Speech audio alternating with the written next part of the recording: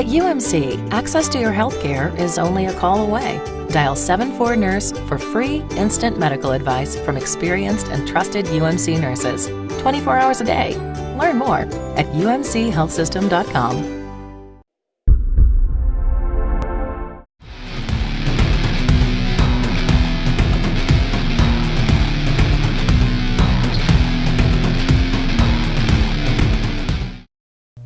And welcome in everyone to RedRaiders.com. I am Zach Long, that is Krista Pirtle, and it is time for our topics discussion on the state of Texas Tech. I'm going to say athletics this week because we're going to get into a little bit of Tech basketball, but of course we'll start first with the old football team. We're getting down to that postseason time of the year. Everyone's playing for conference championships, also playing for better bowl positions. A lot to be had over the last 2 weeks of this season. Of course, Texas Tech is going to end it this week on Thanksgiving night against Texas. A couple other games on December 7th. A lot could still happen here in the Big 12 Conference, Krista. Let's start first with the bowl games and kind of look at the state of the conference and where these teams may fall out. Okay, we're going to start out. Oklahoma State, I think, is going to beat OU in 2 weeks, and so they will go on to win either the conference title outright or share it with somebody, but I think that they will be going to the Fiesta Bowl. I don't think anyone else is going to the BCS Bowl. The Sugar Bowl was there for OK State and Baylor. Baylor sucked and hardly brought anybody, and who wants that in a bowl game? Probably not the Sugar Bowl. And they're going to need some help. They need Clemson to lose to South Carolina this week, knock them out of the conversation, and then hope that maybe Northern Illinois and both Fresno State in themselves in those automatic qualifier positions where they have to go. If those things fall the other way, though, yeah, a team like Baylor or even an Oklahoma, the way they finished down the stretch, that could be a team that could get an open BCS bid, but right now it just doesn't look that way. So that leads us to the Cotton Bowl, and the crappy thing about Oklahoma State is if they win it, Krista, they're going to get a horrible opponent in the Fiesta Bowl. They'll get like Fresno State, but if Baylor goes to the Cotton Bowl, it could be taking on the Aggies. Or LSU. We've seen in some projections as well, Baylor's going to get a much better football game and a much better facility, which could be very good for them in terms of recruiting and national exposure. Absolutely, and then you've got Texas, Oklahoma. It all really depends because there's 2 big games on December 7th. You've got Oklahoma State, Oklahoma in Stillwater, so I'll give that heads up to OK State, and then you've got Baylor hosting Texas in the final game in Floyd Casey. So I think those 2 games are really going to determine if something falls apart and there's a 3-way tie in this conference for the title, or if things go as planned and either Oklahoma State and Baylor can share the title, or it's just OK State, Baylor, and then Texas or Oklahoma.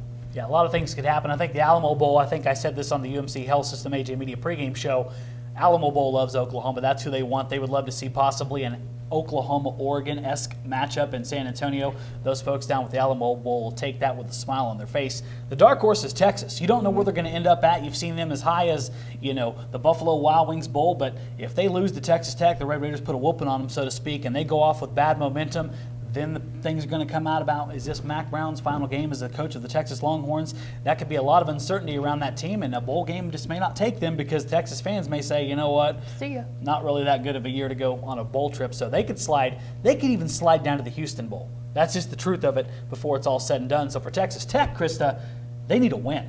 Absolutely. They could put themselves in a much better situation. They could, and right now, basically, I think with Texas Tech, it's a battle, so to say, with Kansas State. You got to hope that Kansas State somehow loses to Kansas, and Tech can whoop up on Texas, so then they could probably switch or do whatever. But we can talk about this all day long, but we won't know until a couple of weeks. That's right. I think best case scenario for Texas Tech, maybe the Buffalo Wild Wings Bowl takes them with a win over Texas. That's got to be predicated by that. Maybe they take them. If not, maybe you end up in the Holiday Bowl. And as we've spoken about on some other shows, you might get Arizona State. That's going to be a heck of a matchup in San Diego. Or maybe you slide all the way down to Houston. But as Don Williams mentioned earlier on the pregame show, maybe get the Michigan Wolverines. There'd be a little energy around that. I think Tech fans would make that trek again to Houston to see the Red Raiders play Michigan. Yeah, absolutely. And I think one thing that people take for granted with this time is you're going to a bowl game.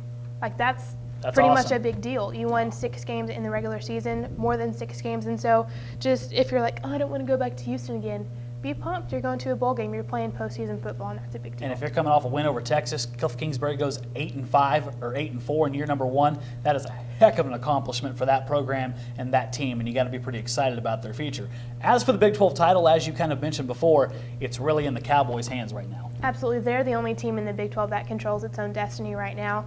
If they lost to Oklahoma and Baylor beat TCU and Texas, then they would tie, sharing the title, but because of the tiebreaker rule, because Oklahoma State beat Baylor, whooped Baylor, then Oklahoma State would go on to the Fiesta Bowl. You could get into something with a three-way tie if Texas pulls a little magic off, but I really don't see that happening. No, we don't need that mess anyway. It makes our job harder. So hopefully Oklahoma State just does what it's supposed to do and beats Oklahoma. But the Sooners looked a lot better last week. Looks like they're going to stick with Trevor Knight. Bedlam, everything's out the door, but it's in Stillwater. Oklahoma State should, on paper, be able to win that football game. That is where the state of Texas Tech football stands right now. A lot to be determined, and of course that starts on Thursday night against the Texas Longhorns down there in Austin, and we'll have full coverage of that game, and then we will get you updated to the best of our knowledge on the bowl scenario, because we won't officially know until about December 8th. Next Sunday after that last round of Big 12 games are played, but we'll have a pretty darn good idea, I think, before it's said and done. Let's switch gears right now, Krista, and go over to Texas Tech basketball. Both these teams now about 5-6 games into their season. We've got to see them multiple times and are kind of starting to see what their culture is and their chemistry. A lot of questions out there right now, but there are some positives. Let's start first with the men's basketball team. And of course, as we taped this last night, they took a pretty good whooping at the hand of the Pitt Panthers up there in the Legends Classic at Brooklyn. Yeah, but one thing I think, I've been watching it again on my computer out there, is that Pitt, their head coach, has been there for 5, 6, 7 years.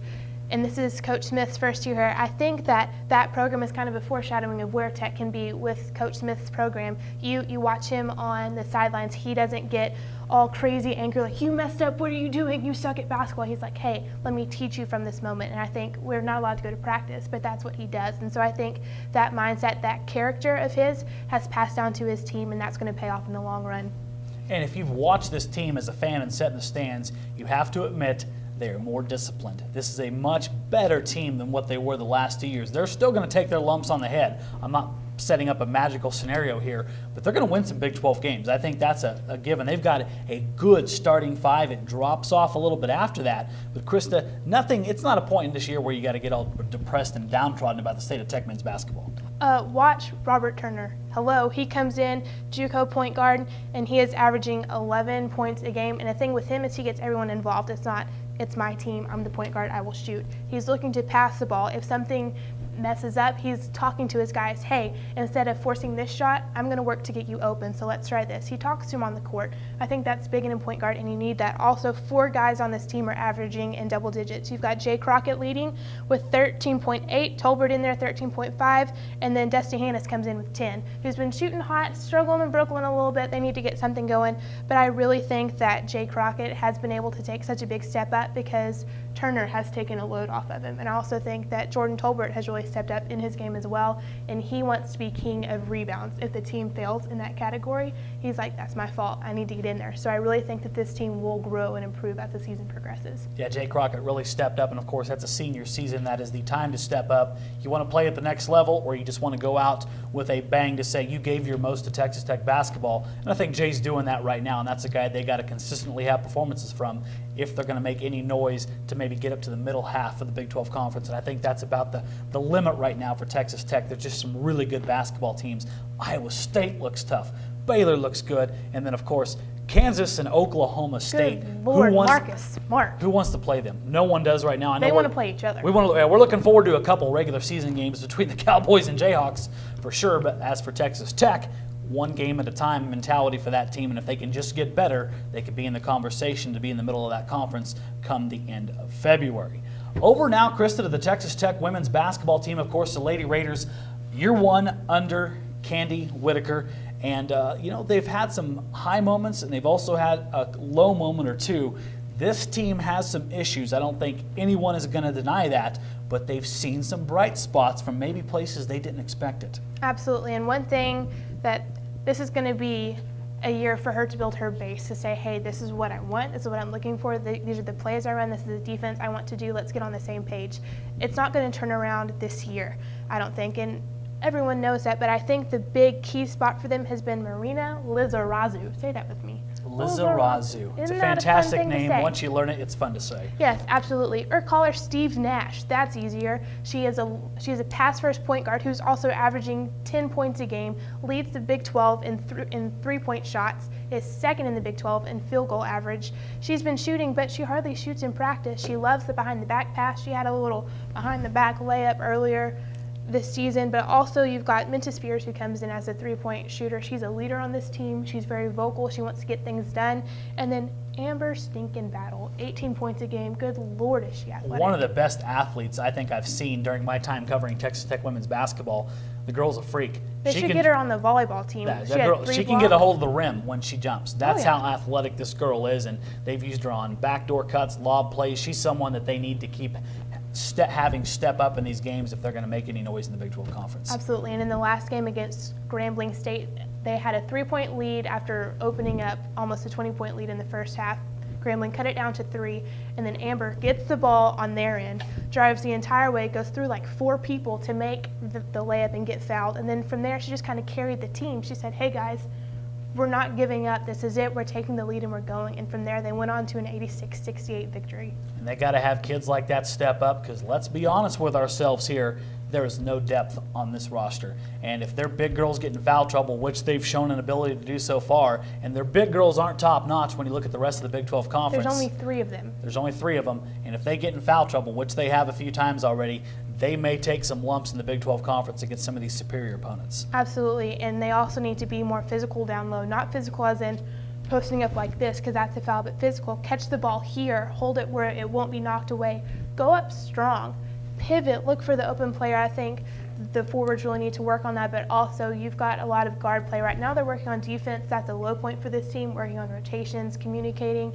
But I think that this team is kind of an offensive first team. They want to be more defensive first, but it's going to take a while for them to transition to that idea. Yeah, they got to be smart, because you get in foul trouble and then you get into the depth issues, and then all of a sudden you've got a whole bunch of problems that they don't want to deal with. So they've got a lot of work to do, but if they have some of those young kids step up who we've been speaking about, they're going to pick off some people in the Big 12 Conference and have a chance to make some noise. It's just going to be awful tough to get into that upper echelon when you got teams like Baylor, Oklahoma, Iowa State, and you keep going. There's a lot of good teams in this conference. Yeah, but I think they were picked by the Big 12 to finish last.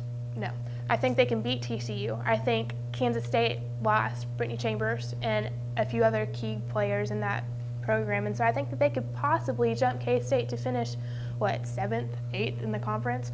And so I just think it's going to be baby steps. But going back to talk about both of these teams, they're both having to adjust defensively because of the new hand check rules. You can do this, measure up, and then get off. That's all you can do. You can't armbar, you can't force. That's a big deal. And so for this girls team, they're focusing on guarding the ball, not letting the ball get past into the paint, because then that's an easy bucket. For the guys, that's why they're having defensive closeout issues, and the other team is getting really pretty looks at the basket, because they're having to rotate to help out, but then there's an open shot and they can't guard it. God, I'm sick of watching free throws. Of the few games I've covered already, both on the men's and women's side and watching on TV, I'm sick of free throws. And there's going to be a lot of them. The game is going to get very long, and that's also going to be important. If you can't hit from the line, you're dead this year, because people will just put you there, because it's real easy to do with the hand check rules. But right now, of course, for Texas Tech basketball, very early in the year, we may be being a little mean here with some of the criticisms, but they can right a lot of wrongs and still have a chance for a really good season, and they'll finish up the non-con portion of the schedule here at the end of the year, and then they'll go into 2014 to the always feisty and challenging Big 12 Conference. For right now, though, that's going to wrap up this episode of Topics with Krista Pirtle. We'll be back next week. We'll talk a little bit about Texas Tech's bowl scenarios, hopefully a little more concrete, and we'll recap how the women and men basketball teams did over the weekend in all their adventures. For now, though, I'm Zach Long, that is Krista Pirtle, and you're on RedRaiders.com.